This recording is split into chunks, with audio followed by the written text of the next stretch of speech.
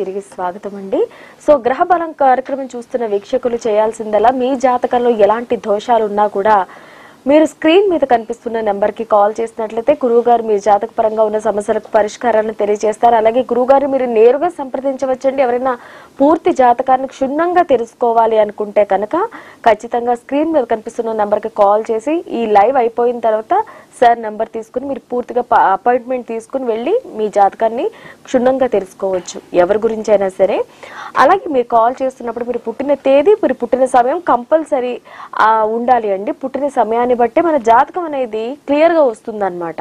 మనం సుమారుగా చెప్పినా కాస్త అటు ఇటులో రావచ్చు. అందుకోసమని పుట్టిన తేదీ సమయం ముందుగానే ఖచ్చితంగా రాసి పెట్టుకోవాలి. అలాగే పుట్టిన ప్లేస్ కూడా చెప్పాలి.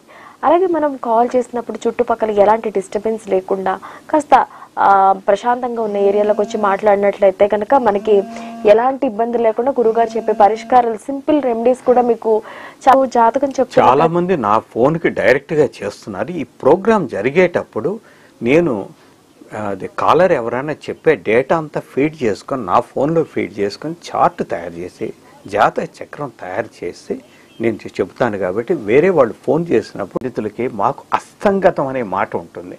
అస్తంగతం అనే మాట ఉంటే అది అస్తంగతం అని అంటాం. మామూలు వాళ్ళకి అర్థం కావడానికి హయ్యర్ లాంగ్వేజ్ వాడేది మేము దగ్ధం అంటాం.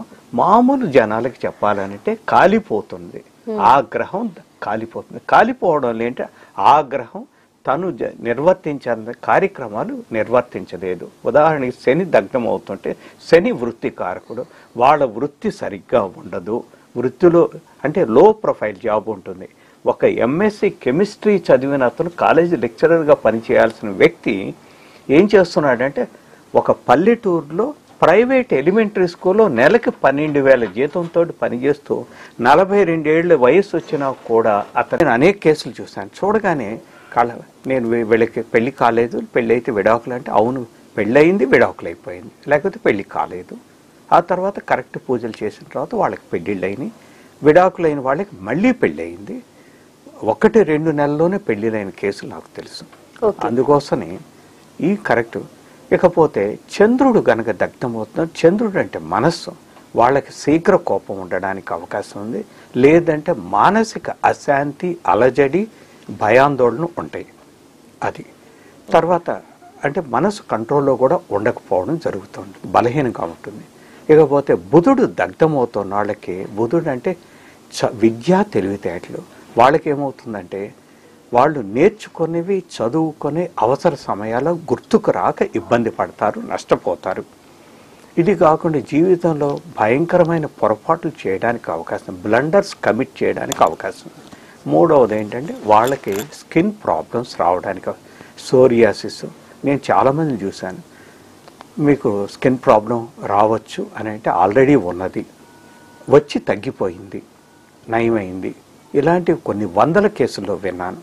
అందుకోసమని బుధుడు దగ్ధమవుతుంటే అలాంటి ప్రమాదం ఉంది. గురువు అతి శుభగ్రహం.